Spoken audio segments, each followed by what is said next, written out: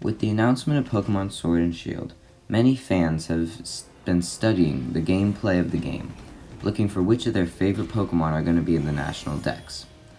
Many fans have come to the conclusion that these new Pokemon games are not going to be what they had hoped for a game on the Nintendo Switch. After The Legend of Zelda Breath of the Wild and Super Mario Odyssey, it was expected that Game Freak would follow and create a Pokemon game that soared past expectations and was far better than past installments in the series. Unfortunately, it seems this isn't the case. Game Freak has only devoted part of their workforce to creating the new Switch Pokemon games, while also creating a new game, Town. This led to unfinished and declining quality in the Generation 8 Pokemon games. Because it seems that the national decks will not be returning in Pokemon Sword and Shield, all that we can do is pray that Generation 9 is what we had hoped Pokemon Sword and Shield would turn out to be. To outline the main points of the next great Pokemon game, I've put together a list of 3 main functions to create what I call a Breath of the Wild Pokemon game.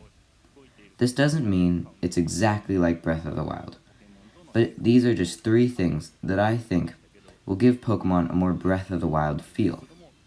I'll give more of an in-depth explanation towards the end of the video on what this means.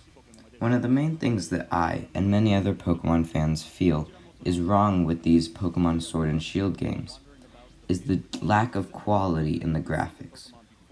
Many different places there are just little mistakes that don't give these new games the feel that you really want in a good Pokemon game. I know graphics aren't everything, but good graphics on a new game do make the game look better and just feel like a better game. Second, I think the ability to wander around in Breath of the Wild is what makes that game so good. You can go wherever you want. What's so special about it is that you can do the Divine Beasts in any order. So what I think these new Pokemon games should be able to do is challenge the gym leaders in any order. In Pokemon Origins, Red goes to Brock and has no badges. Brock then says that because he has no badges, he will only use 2 Pokemon, and he chooses those 2 Pokemon because Red has no badges. Have you got any badges? Badges? No, I don't have any. I see. Well then, I'll battle you with these 2 Pokemon. With 2? If every gym leader had 8 different teams, and they would use the team depending on how many badges you had, that would be so much cooler because you could go to any gym leader you wanted to, in any order, and they wouldn't be overpowering you. They would have the team that's based on your skill level. The final thing that Pokemon fans have been dreaming about forever is Pokemon that wander around in the real world. You don't have to encounter them in grass. And I know what you're thinking. Pokemon Sword and Shield has that. Pokemon Let's Go has that. But the ability to do that well is something that Game Freak has yet to accomplish. There have been many dreams of Pokemon that you can see in the wild, go up to and encounter. And I just feel like the way that feature has been implanted in Pokemon Let's Go and Pokemon Sword and Shield is not what fans really want. Pokemon Sword and Shield only has this feature in one area. And yes, it's a big area. They've said you'd be returning to it multiple times. But in a real Pokemon world, Pokemon don't just wander around in one spot. And also, Pokemon aren't just in the wild. There are Pokemon that are more common in cities or in the caves, which won't really be shown in the wild area in Pokemon Sword and Shield. This was sort of shown in Pokemon Let's Go, but Pokemon Let's Go had only 150 Pokemon. Also, Pokemon would randomly appear and randomly disappear. Imagine if he fails to catch the shiny. Why would you do this? It's probably gonna happen now. Y'all have spoken about it so much. What? No! So that's what I wanted from a Nintendo Switch Pokemon game. Now I need to get a few things cleared up about my Breath of the Wild Pokemon game. To be clear, a Pokemon trainer is not Link. A Pokemon trainer does not go around scaling mountains, jumping off waterfalls, and cutting down trees with his bombs, okay?